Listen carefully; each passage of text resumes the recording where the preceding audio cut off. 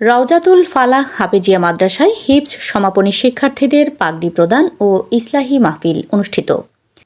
কুমিল্লার আদর্শ সদর উপজেলার গুণানন্দী এলাকায় অবস্থিত রওজাতুল ফালাহ হাফেজিয়া মাদ্রাসা ও এতিমখানার হিফজ সমাপনী শিক্ষার্থীদের পাগড়ি প্রদান উপলক্ষে ইসলাহি মাহফিল অনুষ্ঠিত হয়েছে।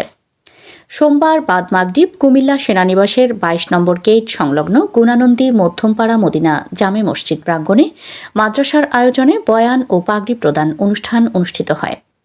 মাদ্রাসার শিক্ষক হাফেজ মিজানুর রহমান, শরীফুল ইসলাম ও হাফেজ সিয়ামের তত্ত্বাবধানে হিফজ সম্পন্ন করে পাগড়ি গ্রহণ করেন হাফেজ মোহাম্মদ ওয়াহিদুজ্জামান, হাফেজ মোহাম্মদ রবিউল ইসলাম রাব্বি, পিতা মোহাম্মদ জহুরুল ইসলাম এবং হাফেজ মোহাম্মদ আল আমিন হোসেন আরাফ, পিতা মোহাম্মদ হাবিবুল্লাহ। মোহাম্মদ কামাল হোসেন রিপনের সভাপতিত্বে অনুষ্ঠানে প্রধান অতিথি হিসেবে উপস্থিত ছিলেন আদর্শ সদর উপজেলা বিএনপির সভাপতি মোহাম্মদ রেজাউল কায়ুম। মাদ্রাসা সেক্রেটারি হাজী মোহাম্মদ আবু সালামের সঞ্চালনায় প্রধান বক্তা ছিলেন ইসলামী আলোচক, মাদ্রাসায়ে আশরাফুল উলুম ময়নামতির প্রতিষ্ঠাতা মুহতামিম ও মুফাসসিরে কুরআন মুফতি আনিসুর রহমান আশরাফি।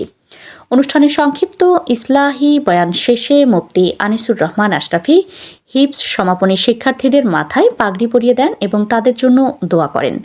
এ সময় অতিথিরা বলেন, পবিত্র কুরআনের হাফেজরা সমাজের সম্পদ। কুরআনের শিক্ষা ব্যক্তি, পরিবার ও সমাজে নৈতিকতা, মানবিক মূল্যবোধ এবং শান্তি প্রতিষ্ঠায় গুরুত্বপূর্ণ ভূমিকা রাখে। তাই নতুন প্রজন্মকে ধর্মীয় শিক্ষার পাশাপাশি আদর্শ নাগরিক হিসেবে গড়ে তুলতে সবাইকে এগিয়ে আসতে হবে। শিক্ষকরা বলেন, হিফজ সম্পন্ন করা একটি বড় অর্জন হলেও কুরআনের শিক্ষা ও আদর্শকে জীবনের প্রতিটি ক্ষেত্রে বাস্তবায়ন করাই একজন হাফেজের প্রকৃত দায়িত্ব। অভিভাবকরা বলেন, সন্তানদের কুরআনের হাফেজ হিসেবে গড়ে তুলতে পেরে তারা আল্লাহর কাছে কৃতজ্ঞ। ভবিষ্যতেও সন্তানরা কুরআনের আলোয় নিজেদের জীবন পরিচালনা করবে এবং দেশ ও জাতির কল্যাণে কাজ করবে, এ প্রত্যাশা করেন তারা।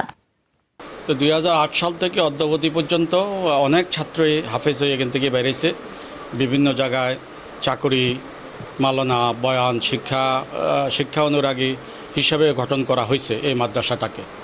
এবং এখানে বাংলা, ইংলিশ সহ আরবি, কোরআনে হেফজ সহ এগুলো যথাযথ পাঠ করা হচ্ছে।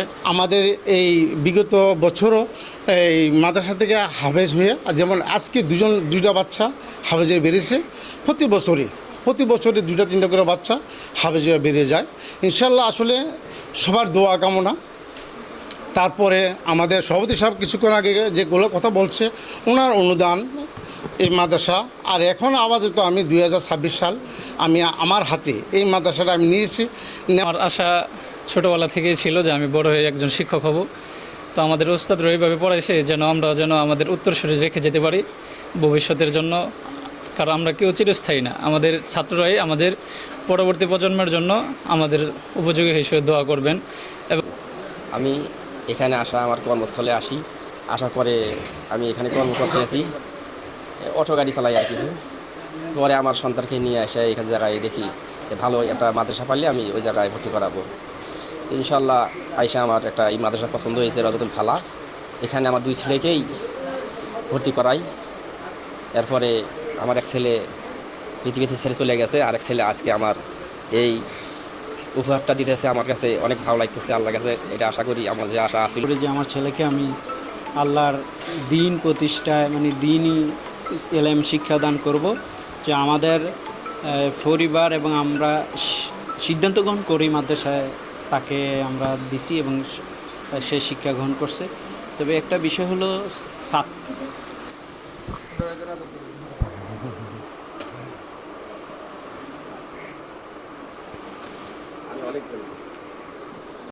আপনারা দেখছেন মেঘনা টিভি, সত্যের সন্ধানে সবসময়। এছাড়া দেশ বিদেশের নিত্য নতুন খবর জানতে মেঘনা টিভির ফেসবুক পেজ facebook+meghna tv.vd তে লাইক দিয়ে আমাদের সাথেই থাকুন।